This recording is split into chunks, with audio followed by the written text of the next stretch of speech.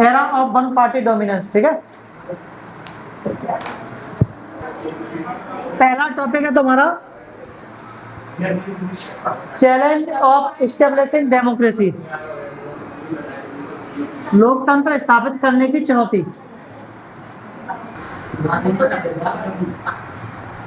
तो क्या हुआ था 1947 में हम आजाद हो गए थे। कब? 1947 में, है ना। जिस समय हम आजाद हुए थे उस समय हमारा अकेला देश आजाद नहीं हुआ था, है ना। अगले 2 साल बाद चाइना आजाद हो गया 1949 में, है ना।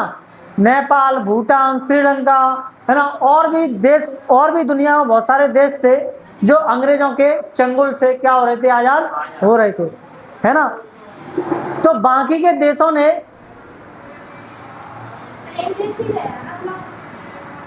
कौन सा है? हाँ,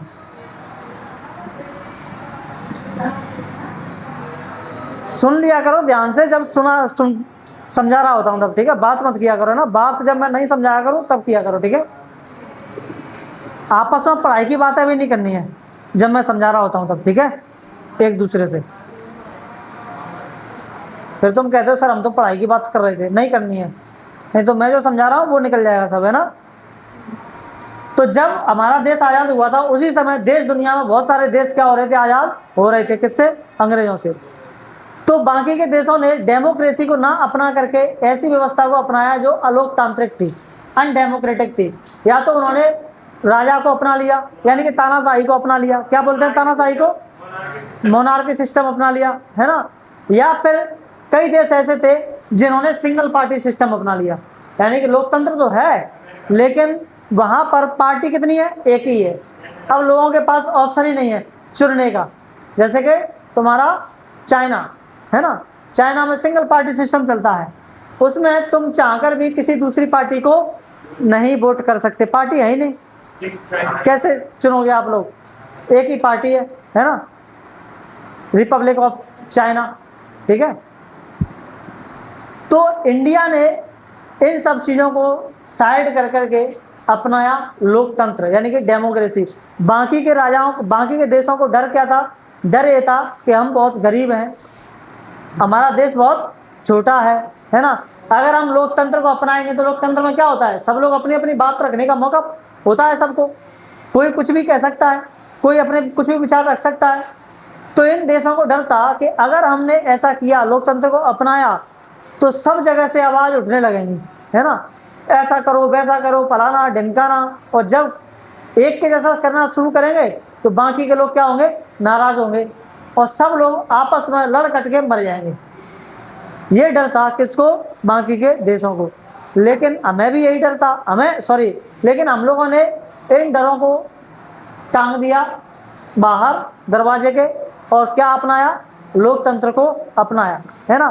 तो आज हमें इस चैप्टर में यही पढ़ना है कि इस लोकतंत्र को अपनाने में हमें क्या चुनौतियां आई।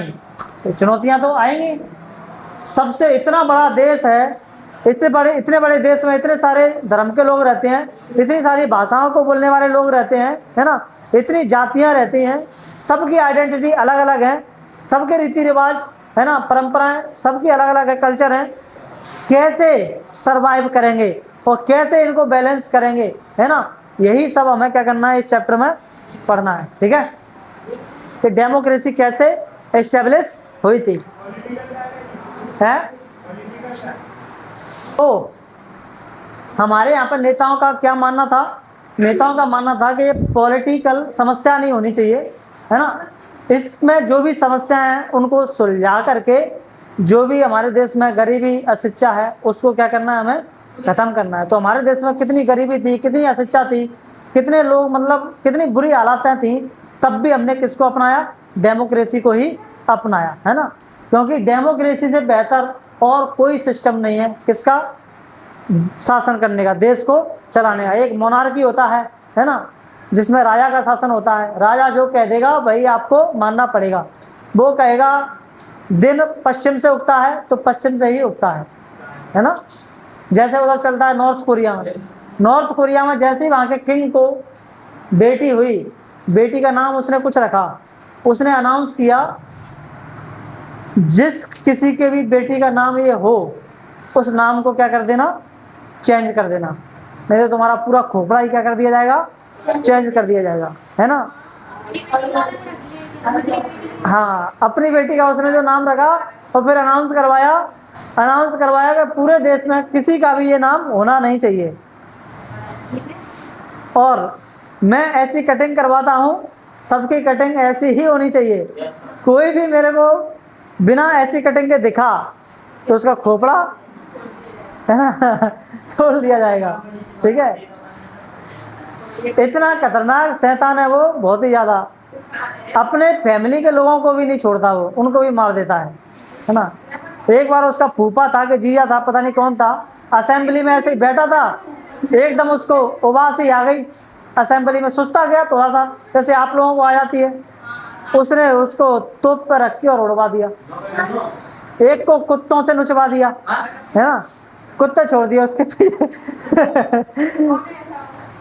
नॉर्थ कोरिया का किम जोंग उन, ये रहा नॉर्थ कोरिया, ये वाला, ये छोटू सा, ये धमकाता रहता है हमेशा, किसको, इसको, अमेरिका को, बोला हाँ यहाँ से वहां, बोला यहाँ से वहां नहीं, यहाँ से यहाँ, इधर।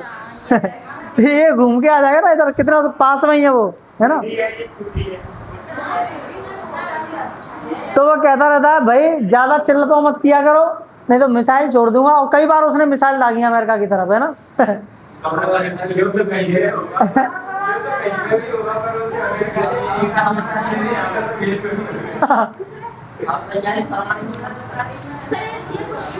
हाँ क्या, तो देखो चैलेंजिंग ऑफ डेमोक्रेसी में क्या क्या चैलेंज आए थे, देखो इधर, तो हम पढ़ रहे थे क्या, चैलेंज ऑफ एस्टेब्लिशिंग डेमोक्रेसी, है ना।